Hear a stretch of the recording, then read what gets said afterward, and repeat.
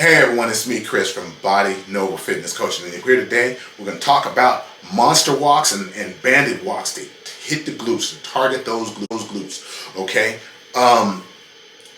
basically this is a different way of getting hip abduction, abduction. Remember in some of the other videos I talk about the difference between adduction and abduction, it being the reference of the midline of the body. Okay.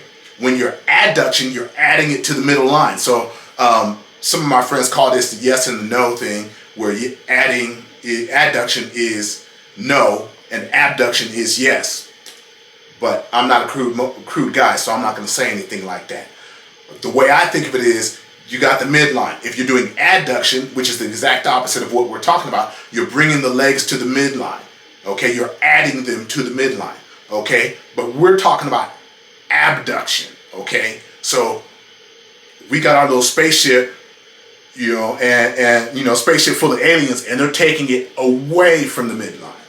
And this is what we're focusing on when we're doing the bandit walks and the monster walks, because either way that it goes, we got our knees, and we're trying to hold those knees out, or keep those legs abducted. Okay, so those glutes have to work. All right, so as we're doing this with the bandit walks, okay, the bandit walks, of course, is a sideways walk.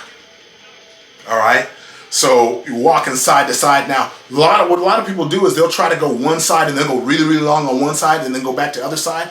But I don't like it unless you do all sets one side and then all sets the other side, because it's a long time for the other side to rest if you're trying to alternate. Okay, so what I do is I'll say like 6 to 8 steps one direction, 6 to 8 steps the other direction. Okay, now the other thing that you want to keep in mind is you really want to focus on the knees. You don't want them to collapse. You want to keep them out. Okay, while you're trying to do the banded walk. Okay, so really focus on the knees. Make sure your band doesn't have too much tension. You don't have to always go for the biggest, baddest band. Okay. Again, I use a lot of time sets for this, where I'll say, okay, 60 seconds, no more than 8 steps in one direction, then 8 steps in the other direction. Go back and forth as many times as you can, and you hold that. Okay. Now, if I want to make this harder, most people do this little standing. Okay. If I want to make this harder, what I want to do is I want to have them bend over a little like this. Okay, because that puts a stretch on the glutes, and that further activates them. Okay, that further activates. So you're going to get some stronger contractions of the glutes if you do that bent down, kind of bent forward, or just even into a squat. Now the quads are burned too if you're kind of more in a squat, but that's all right. But you want to bend down, and you want a little bit of knee bend, and that's going to further activate your glutes. Now the monster walk is a little bit different. I believe I got this from John Meadows. So rest in peace, Coach Meadows. You've contributed a lot to the game, and helping people realize that those dreams of great physiques are within reach. Okay, now as I say that, okay, the monster walk, now the thing with the monster walk is you are walking, you're still trying to keep those legs far apart so you can keep tension on the band, but you're walking, you can walk forward or backward.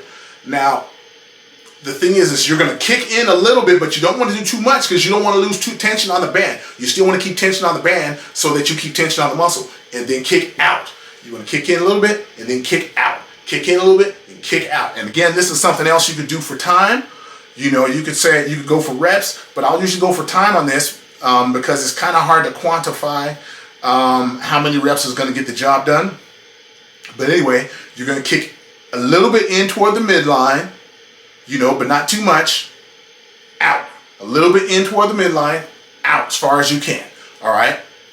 You're going to do that. You can do that for time. You can start for a minute, go back and forth, maybe 8 steps forward, 8 steps back. As many as you can get in a minute, minute and a half, 2 minutes. This will torch your glutes. You will feel this.